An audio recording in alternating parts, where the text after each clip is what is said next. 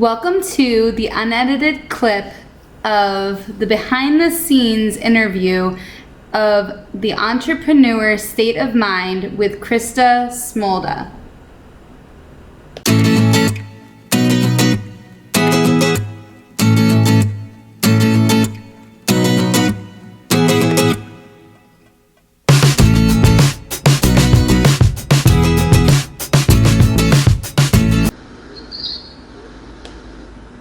Good morning and welcome to RVN TV. This is my show called Entrepreneur State of Mind. I'm Krista Smolda and I interview entrepreneurs.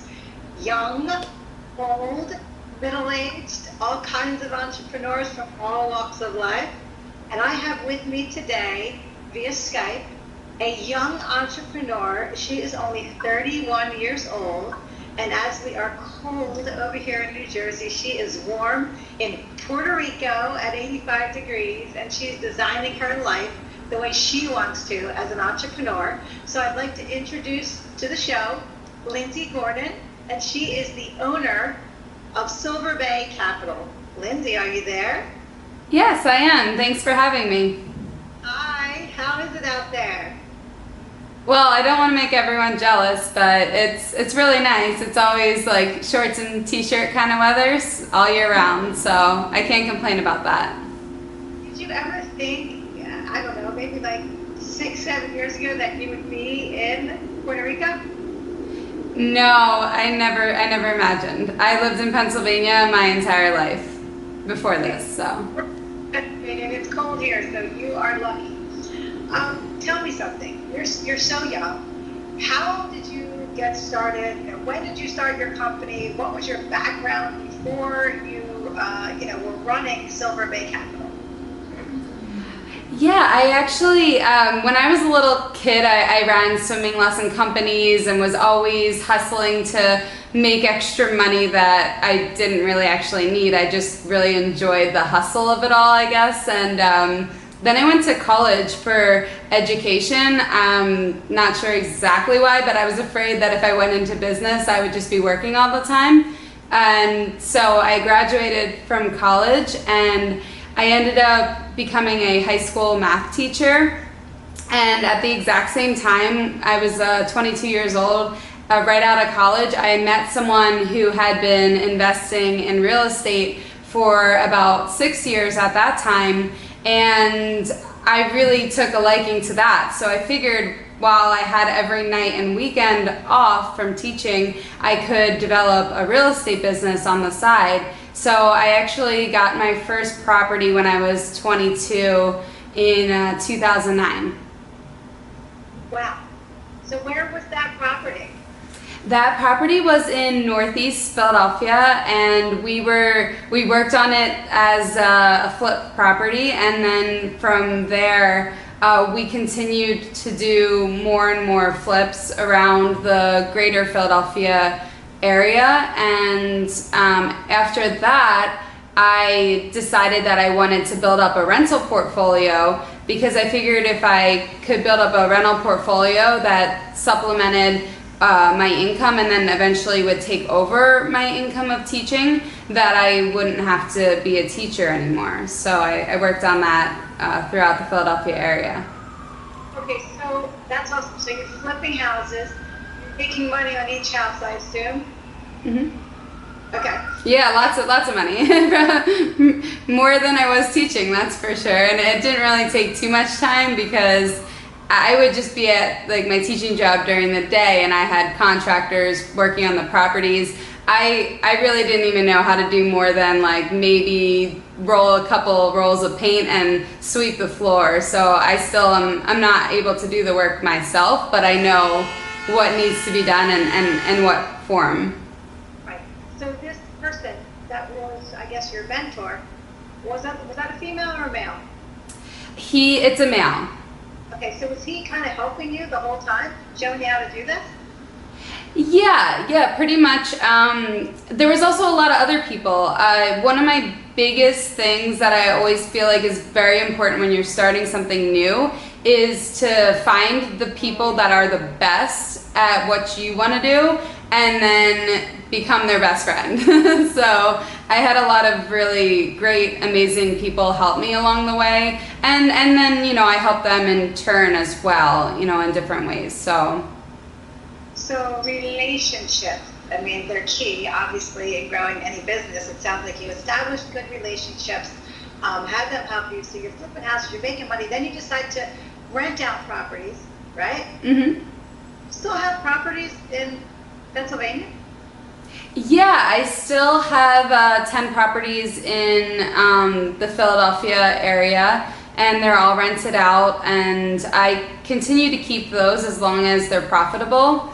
And I haven't acquired more, but I acquired most of my properties in 2009 to 2011 because I felt like that was when there was the most opportunities. I was buying at the lowest prices, and I also was focused on trying to get properties like right around the borders of like the up and coming areas around Center City, Philadelphia, so that way they'd have even more value now, and that worked out pretty well as well.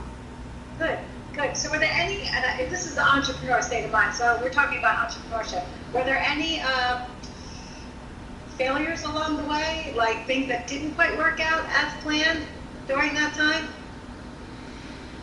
I've been so lucky. I think I need to like knock on wood or something, but I've never had really any failures because I always was in a position where maybe someone else failed at something, and then I talked to them about it ahead of time so that I positioned myself in a way that I wouldn't fail, if that makes sense. So they were failing, I was failing like vicariously through them. Yes, yes. That's a better way to fail than to fail yourself. And you know, hey, you fail forward, right? Things happen and you learn from it.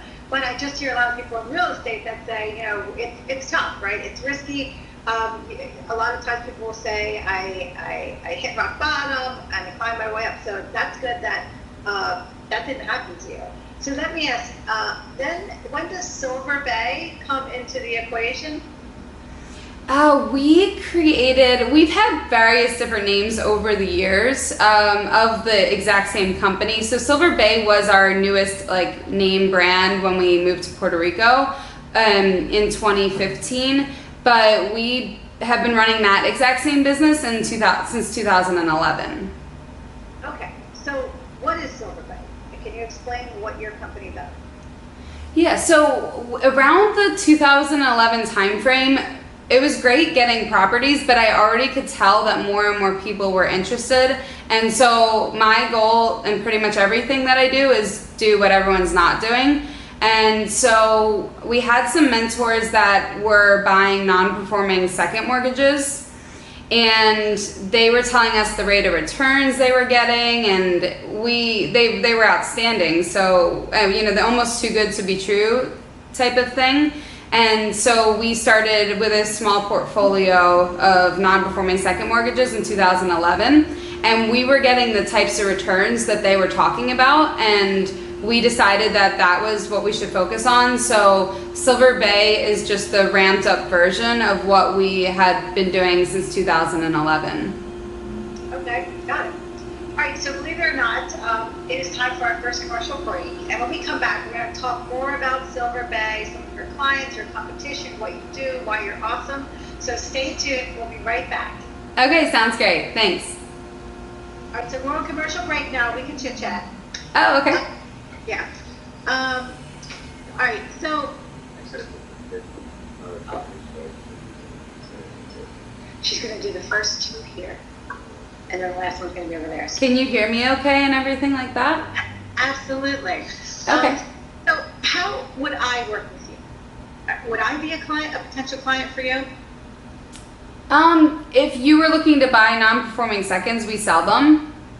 We're also looking for people. It's hard. I do a lot of different things. I also lend money to people who are looking to rehab properties as well. Like, I don't do that anymore necessarily, but if people want to do that, I lend money to them. Like, so I'm like a bank or hard money or private money lender. So that could be helpful to people if they're just starting out and they need or hopefully they have some experience, but you know, maybe they would need some money to do real estate deals. Okay. I can help with that. Yeah, with Silver Bay Capital, we don't really, I mean, we sometimes need like really large investors. So sometimes we would be looking for an investor or someone to buy the non-performing notes, or our main source of pain is just finding deals that are still available from the crash. Karen, are you able to explain to everyone what a non-performing mortgage is, second mortgage is? Yeah. So I'm going to ask you that question. Okay, yeah, no, for sure. I can even briefly go into like if it's helpful to like what we do with them, because people might not realize, like, Yes. they might know what it is because it's like kind of self-explanatory, but to what we do with it, people don't understand like maybe the value in that. So I can go over that. I don't, so you can educate me. Okay, sounds good. All right. So we've probably got about 30 more seconds. Okay. And then I'll bring it back, and I'll start with what types of clients do. Well, I'm going to start off with the second mortgage question. Okay, I'm ready. To Entrepreneur State of Mind, we are here in Puerto Rico. Just kidding, I wish I was, but we have Lindsay Gordon, who's in Puerto Rico, and she's the owner of Silver Bay Capital. And we were just talking about her story of how at a very young age she owned her first property and flipped it, and she started evolving from there. So now she's 31 and is owning Silver Bay Capital, co-owning out there in Puerto Rico, loving life. So you told us what Silver Bay is, and you mentioned something that I have questions about. So you said we'll buy non-performing second mortgages. Can you just break this all down in layman's term for, second mortgages for dummies for me? What's a non-performing second mortgage? So a non-performing second mortgage, it is pretty much like it sounds. So you have your first mortgage, and then you could also get maybe a line of credit, or sometimes in the past they were doing second mortgages, which it just meant it's the same thing as your first mortgage, but it's paid second in line to your first mortgage. So if you're gonna pay off the house, you pay the first and the second. When you say non-performing, how do I know as a homeowner whether my mortgage is performing? So if you're making payments on your mortgage, it's performing, and if you're not making payments, it's non-performing. Okay, so people that are able to pay their second mortgage, you're assisting them, correct? I'm assisting people who do not pay their second mortgage to get them to pay, maybe whether they want to or not, but everyone, I believe I pay all my debts, so I believe that everyone should be paying what they owe as well. And so we buy them directly from the bank or a large financial institution, and then I go out to those people that aren't paying, and I contact them, explain the process, and figure out a way that they can stay in their home if they want to do that and make payments, or if they want to stay in their home and pay off the second mortgage. We work with them with that. We basically work with the homeowner with whatever the homeowner wants to do. Okay, but it starts by you first going to the financial institution and taking that over. Exactly. So we essentially might go, say we go to like Wells Fargo Bank, and then they sell us the second mortgage. We become the bank essentially, and then that person owes us the money just like they would to Wells Fargo. Okay, absolutely. So how did you become educated on all of this? This seems different than, buying a house, getting contractors to come in there, fix it up, and then, you sell it off. You didn't go to school for this, right? I mean, you didn't go to real estate school or financing school. You were a math teacher. Yeah, I believe that you can learn anything you want to, and nowadays, especially with the internet, you can teach yourself anything. And also, like I was saying before, I have had the best mentors. So originally in 2011, we had a third business partner, and he had been in the note business for 6 years before we met him. He was working with homeowners every day during that time, and so he taught me everything that I know now. That's awesome. You're very inspiring, Lindsay. Just let me tell you that right now. Oh, thanks. So is this a competitive space that you're in?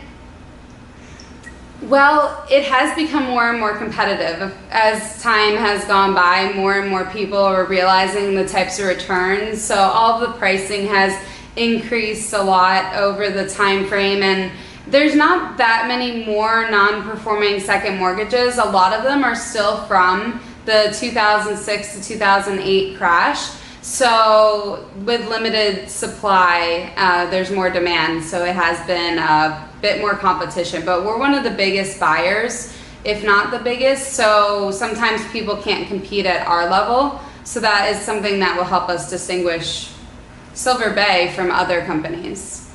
Right. So that's one way that you're different is your size. Are there any other ways you're different or better than your competitors? Without naming your competitors' names, but I mean, I think we definitely have done things differently. We have outsourced everything, so that way we're only paying contractors and paying for things and services that actually occur, as opposed to having employees or having any overhead. We have very little to no overhead. So other people have done that differently, and I kind of like our structure better. I think financially that makes sense.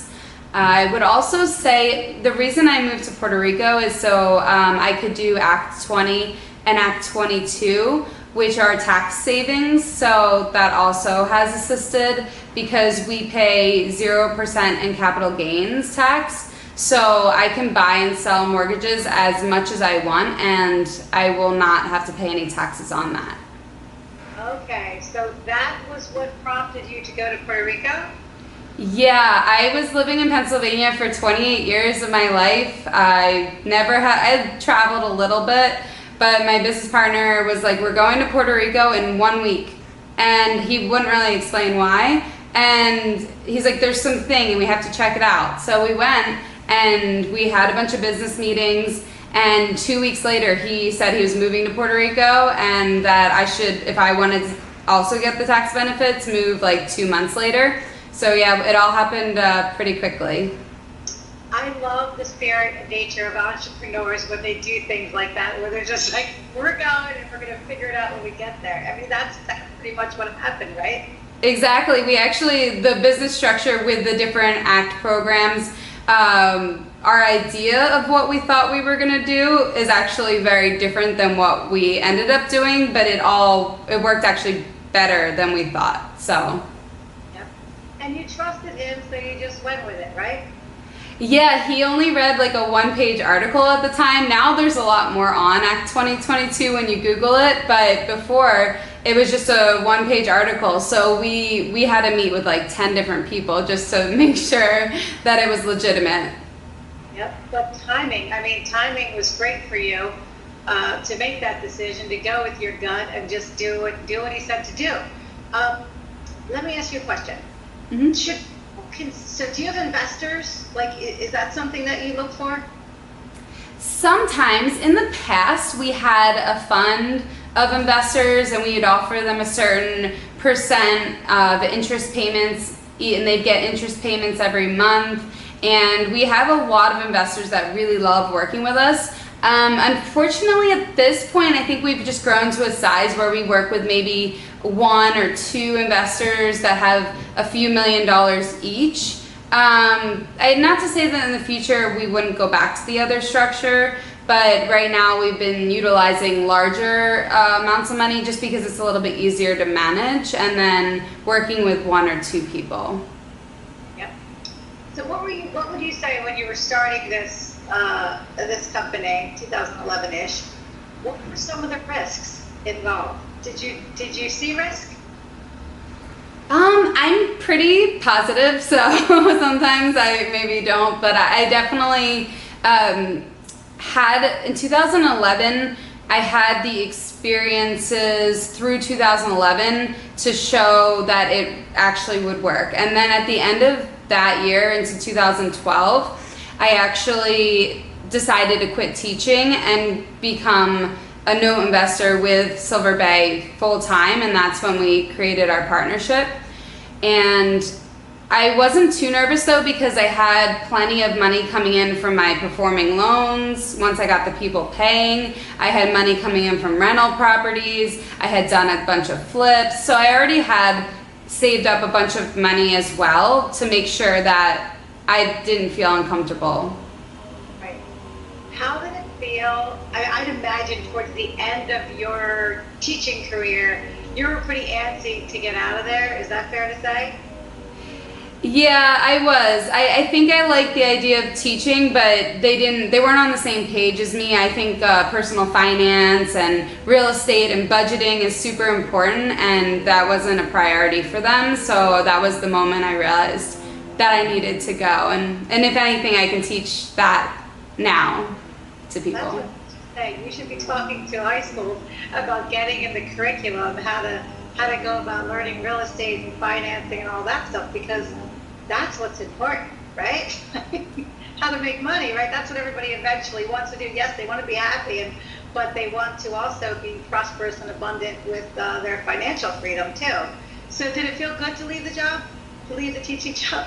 Yes. I forget that even happens sometimes. Right. I hear with a lot of teachers that are there to kind of like inspire children that the, I guess the administrators don't necessarily align with the teachers, unfortunately. Sad. So we're going to actually take another commercial break, and then I want to talk about what is the future of Silver Bay, because I know that someone like you probably, with the people you're surrounded with, you're probably thinking of the next 4 things that you're going to do over the course of the next 10 years. So stay tuned, Lindsay. We will be right back, okay? Okay, sounds good. All right. This is good. Is that right timing, Tyler? Okay. All right, this one's going to be a little bit shorter because I went long. So that's what I want to talk about. Let's talk about the challenges of entrepreneurship, if there are any for you. It sounds like there's not. We'll talk about the benefits of entrepreneurship too. Like, I really want you to paint a picture of how you live your life. Yeah, that would be great, because that's fun. More fun probably than the rest. And like, are you near a beach? I tried to make it so you could see the palm tree maybe, but I'm like a block from the beach. Okay, let's like paint that picture for people, what it's like to, leave a teaching job and just go be able to do what you want to do, when you want to do it, on your own time. Obviously while hustling all the while, but, I want to talk about that. And then what's the future? What are the business visions do you have yourself? And then how we can connect with you. Yeah, I want people to go to YouTube, because that's my next newest thing. I mean, with Silver Bay, we have a lot of stuff already going, so I want people to connect with me there. That'd be great. All right, that's all you need to say. That's cool. Okay. All right, when I start talking, we'll be live again. Yep. Welcome back to Entrepreneur State of Mind. I'm Krista Smolda here with Lindsay Gordon. She's not actually here with us, but she's out in Rico Skyping in, and she's a young, successful entrepreneur that's sharing a lot of great information with us today. Here now, Lindsay. I mean, you were a math teacher, probably commuting in every single day in Pennsylvania in the winter through the snow, but you're able to leave that career that didn't necessarily serve you anymore in your dreams. So what is it like to be an entrepreneur and your own boss out there in Puerto Rico?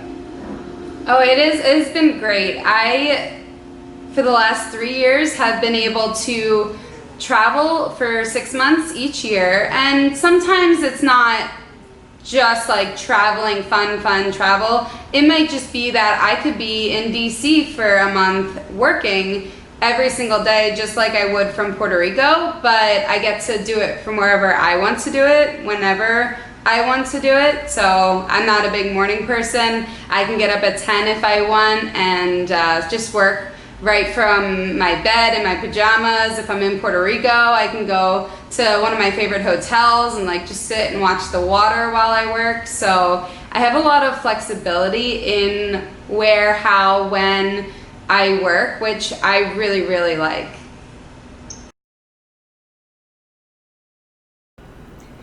Don't forget to subscribe to my channel and stay tuned for more investing tips in real estate, budgeting, financial planning, trip planning, and much, much more.